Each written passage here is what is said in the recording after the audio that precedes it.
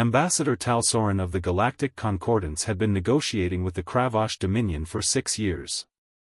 6 years of careful protocol, precisely worded treaties, and diplomatic ballet so delicate that a single misplaced word could reignite a war that had already claimed billions of lives.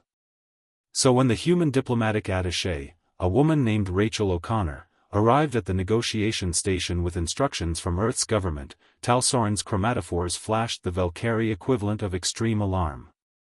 "Ambassador O'Connor," he said, his translator rendering his clicks into standard, "you must understand the sensitivity of this situation. The Kravash have agreed to negotiations only after decades of conflict. Their cultural protocols demand." "I read the briefing," Rachel interrupted, setting down her coffee, an Earth beverage Talsoren had learned to associate with human unpredictability. 3-hour greeting ceremony. Formal acknowledgement of 17 historical grievances. Gift exchange using materials that must be sourced from their homeworld's northern continent. No physical contact. No direct eye contact for the first meeting. Bow at precise 47-degree angle. Exactly. Talsoren's relief was palpable. "You comprehend the delicacy." "Yeah, about that." Rachel pulled up a holographic display showing the Kravash negotiation chamber. "I'm not doing any of that." The silence in the diplomatic preparation room was absolute. Talsoren's junior aide, a Zinthari named Kixval, spoke first, his mathematical consciousness struggling to process the statement. "Ambassador O'Connor, perhaps you misunderstand. The protocols are not optional. They are the foundation upon which any agreement will collapse under their own weight," Rachel finished. "Look, I spent last night reading every negotiation transcript from the past 6 years. You know what I found?" She pulled up data streams, highlighting patterns. "Every time you get close to an agreement, the Kravash introduce a new protocol requirement. A new historical grievance that must be acknowledged. A new ceremonial process. You're not negotiating, you're performing an elaborate dance where they control all the steps." Talsoren's chromatophores flickered through confusion, then anger. "You are human.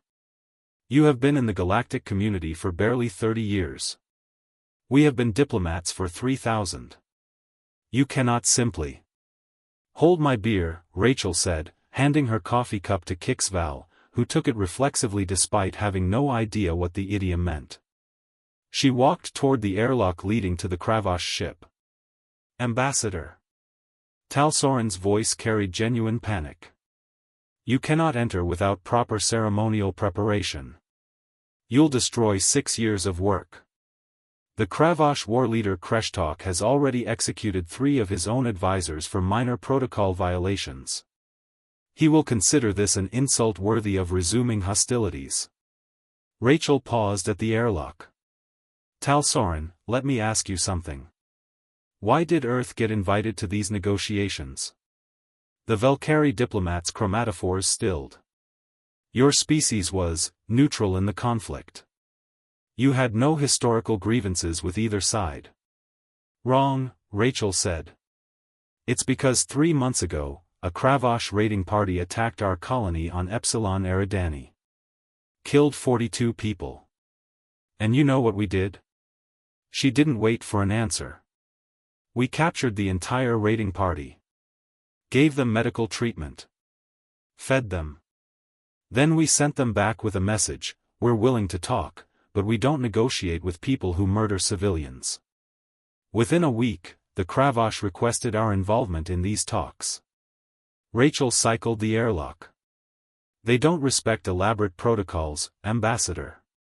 They respect strength. And right now, you're showing them weakness wrapped in ceremony."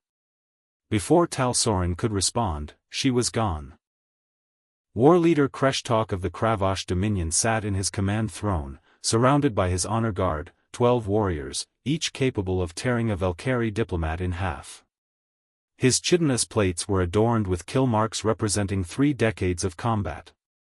His mandibles clicked with anticipation. The Concordance fools would enter soon, performing their pathetic rituals, and he would once again delay any meaningful agreement.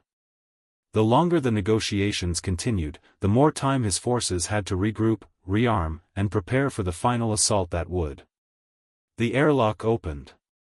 A single human walked in. Female.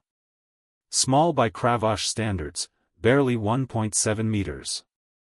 No armor. No weapons. No ceremonial garments. She wore simple clothes and carried nothing but a datapad. She looked directly at him, a violation of protocol so severe that his honor guard raised their weapons. War leader Kreshtok, she said in perfect Kravash, without preamble or honorific. My name is Rachel O'Connor. I'm here to end this war. Today. Kreshtok's mandibles froze mid-click. In 30 years of combat and 5 years of negotiations, no one had ever spoken to him like this. The sheer audacity was intriguing. You violate every protocol, he said slowly. I could have you executed for this insult. You could, Rachel agreed. But you won't. You want to know why? She pulled up her datapad, projecting holographic images into the center of the chamber.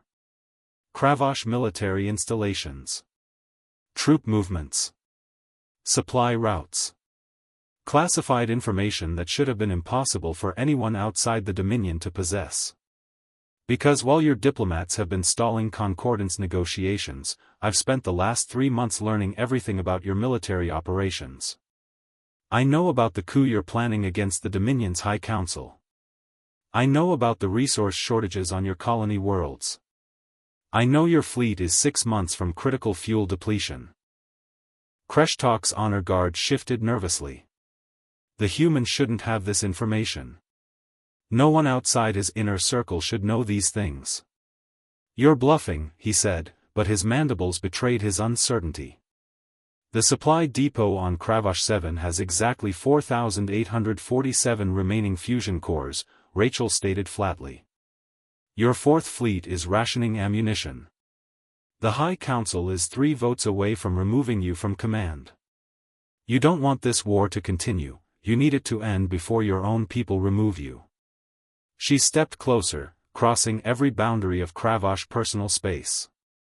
So here's what's going to happen. You're going to sign a peace treaty. Not the elaborate, generations-long negotiation your diplomats want. A simple treaty. You get resource access to the Epsilon sector. We get guaranteed safety for our colonies. Everyone stops shooting. Impossible, Kreshtok said. The High Council would never. The High Council will ratify whatever you tell them to ratify, because you're going to present this as your victory. Rachel pulled up another document. This treaty gives you territorial concessions that make you look like you won. The Concordance gets functional peace.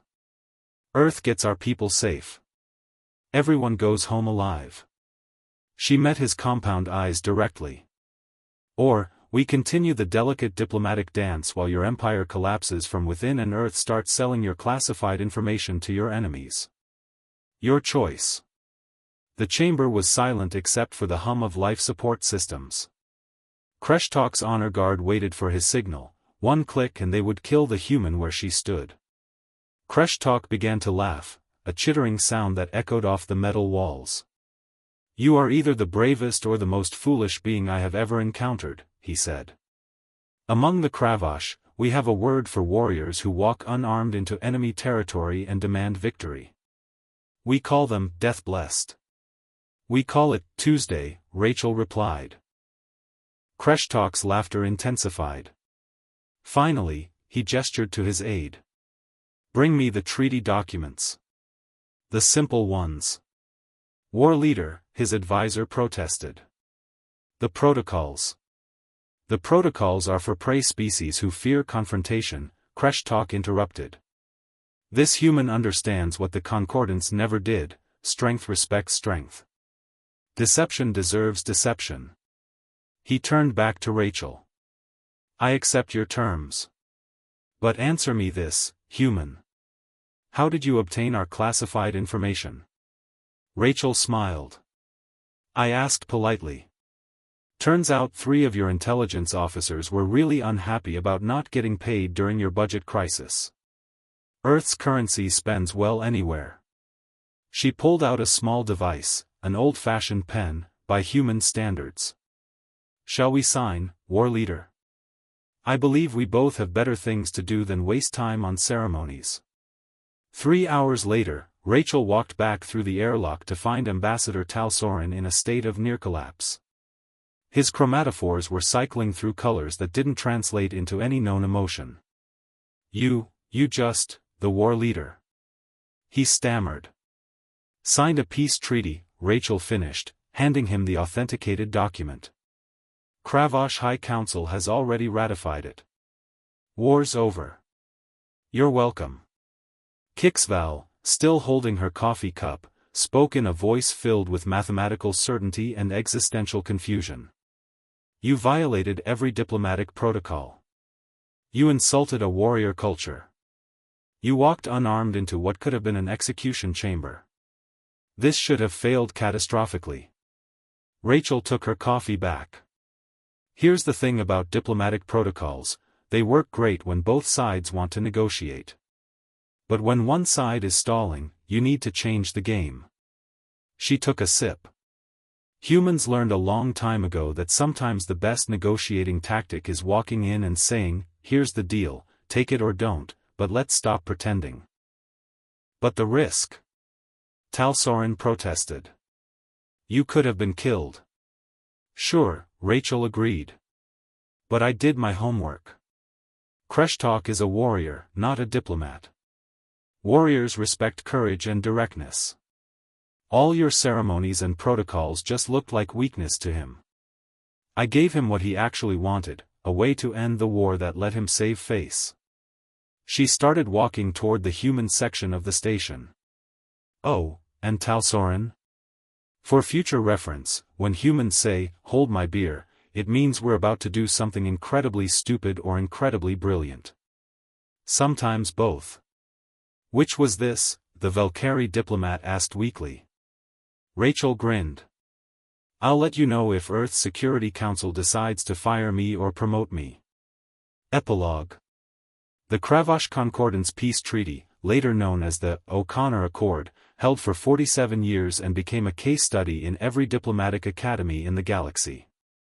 It was taught under 2 different course titles. The Concordance taught it as, Why Traditional Protocols Matter, a study in dangerous exception. Earth taught it as, Advanced Negotiation 301, When to Ignore Every Rule You Were Taught. War Leader Kreshtok retired 5 years after the treaty signing, having successfully consolidated power in the Kravosh Dominion. His autobiography included an entire chapter titled, The Deathworlder Who Walked In. Ambassador Rachel O'Connor was promoted to Director of Human Diplomatic Corps. Her official training manual for new diplomats included the following note. Learn all the protocols. Master every ceremony. Understand every cultural nuance. Then remember, sometimes the most diplomatic thing you can do is be direct. Especially when dealing with species that respect strength over ceremony. Just make sure you've done your homework first, and never, ever bluff unless you're holding all the cards. At the bottom of the page, in smaller text, someone had added, and if you're going to violate every protocol, at least make sure it works. The paperwork for diplomatic incidents is terrible. Ambassador Talsorin, in his own memoir, described the incident with characteristic Valkyrie precision. The human walked into a situation that should have resulted in war, and emerged with peace. I still cannot adequately explain how or why this worked. I suspect humans operate on principles of chaos that override conventional diplomatic theory.